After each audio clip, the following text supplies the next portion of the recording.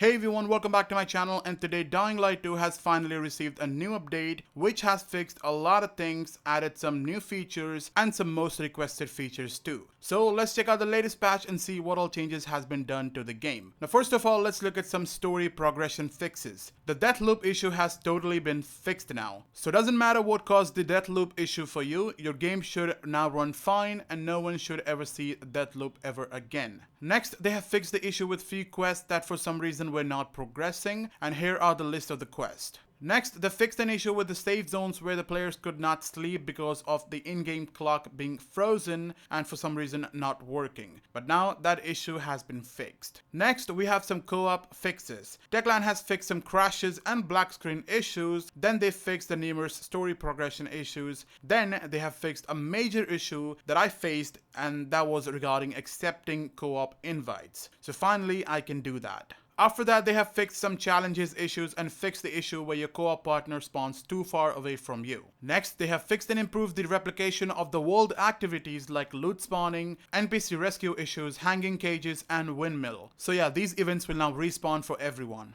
Next, they have fixed the enemies and players clipping through the ground in certain situations, and that has truly happened often with me, that too during the beginning of the game. But now that has also been fixed. And finally, with all that, they have fixed several performance drops. Next, we have few fixes for the NIGHTRUNNER tools, so the paraglider and grappling hook upgrades obtained during co-op sessions can now be finally applied correctly without any issues. So for people whose upgrade were bugged, well now this should fix that issue. Next, the issue where people never got the PK crossbow reward during co-op session, well that issue is also now fixed. This fix should prevent any new cases from appearing, which means nobody will face this issue in the future. But if you've already faced this issue, then I don't think so you have any other fix for it. Next, we have some important combat improvements. Now the biter latches onto the player more frequently, that too during the daytime, and honestly I kinda love and hate that feature. Next, the performance of blunt weapons have been improved and now better reflects the weight of the weapon. So you will feel the weight of the weapon when you use it. Next, human opponents can now block players' attack during light hit reaction time. And light hit reactions for humans enemies have also been shortened. Next, we have some new ragdoll behavior fixes, and first of all, thank you Techland for finally fixing this issue. Now the opponents will enter ragdoll more often, and it's way more natural now. In fact, the ragdoll behaves differently depending on what weapon you use, and honestly, I love this thing. Next, the ragdolls colliding with its surrounding and the sound effects for the body part colliding and falling on different surfaces have also been changed and are now random. So yeah, you hit a zombie, his body part falls, well it will make a different noise now, depending on where it's hitting. Next, they have improved spike direction, which means if you dropkick or tackle enemies onto the spikes, the enemies will land directly on it, and there is also a new improved sound effect to it. Next, we have some night improvements and balance. Now the Howler's sense range has been increased, and they have also increased the Howler's resistance to ranged weapons. Also, if you hit a Howler with a ranged weapon and it survives, well that will start the chase. Next, volatiles come out of hiding spots faster during the chase. Also, a big change, level 4 chase is now more difficult. In fact, you will now see banshees and charger during the chase as well, which is amazing, and honestly I love this change. Next, we have some UI improvements. Now the survivor sense works correctly without a cooldown. This is something that annoyed me because every time I kept spamming the button, the survivor sense sometimes didn't work, and I was like, why it's not working? But now the cooldown is removed and I can easily use the survivor sense whenever I want and how many times I want. Next, a big update. Techland has finally added the ability to go no HUD. Well, technically it's not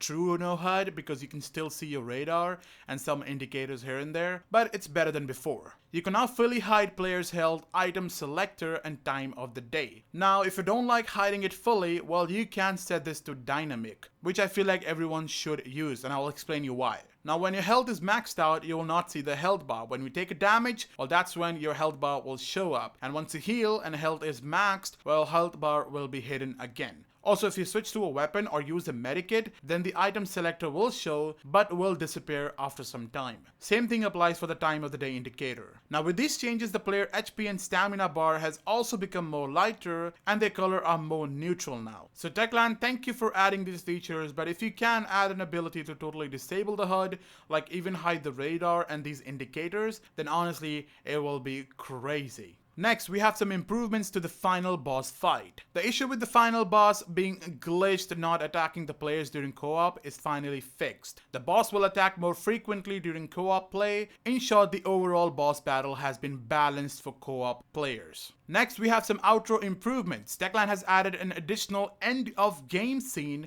to better align the gameplay and outro scene. Now, I need to check what this exactly is, and I'll inform you guys in a different video because I'm still confused with this. Next, we have some balanced tweaks. Now, high ranks bow will be easily available at merchant around the world. Next, like I said before, Banshee and chargers will easily be spotted in the infected hordes during the night. God, I don't know how many times I've said next, but it's still gonna go. Next, Techland has introduced high performance preset that optimizes the displayed graphics, which allows you to play Dying Light 2 on older computer and laptops. Next, we have some PC DX12 cache related improvements. Well, basically after this, the game now works smoother upon the first launch, and yes, honestly, I have noticed that too. Now we have few improvements in outdoor lighting, sun shadows, spotlight shadows, and motion blur. In fact, motion blur intensity can also be edited now from the settings. Now finally, we have some changes to the brutality pack. This is my favorite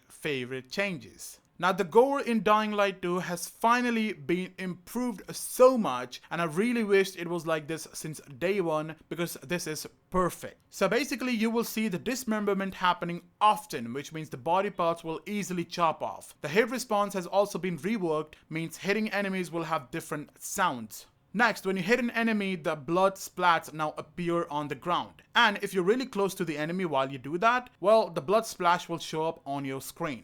Next, the blood effects here are overall being improved. In fact, there is a new blood effects, which means the blood looks more realistic now. Next, you can now properly interact with dead bodies. Now, people who have loved Dying Light, well, you have done this before. When you kill a zombie, you can kick them around, cut their body parts, and even kick their heads around, which is pretty cool, and something we could not do before, but now we can in Dying Light 2. Now, with all these changes, there are numerous additional bugs fixed, and they have also done some quality improvements. And that's everything we have in the update. Let me know in the comments what you guys think about this update. Honestly, I am really happy. I just want to hear the feedback from the people. Thank you for watching, and I'll see you guys in the next video. Till then, stay safe and stay human.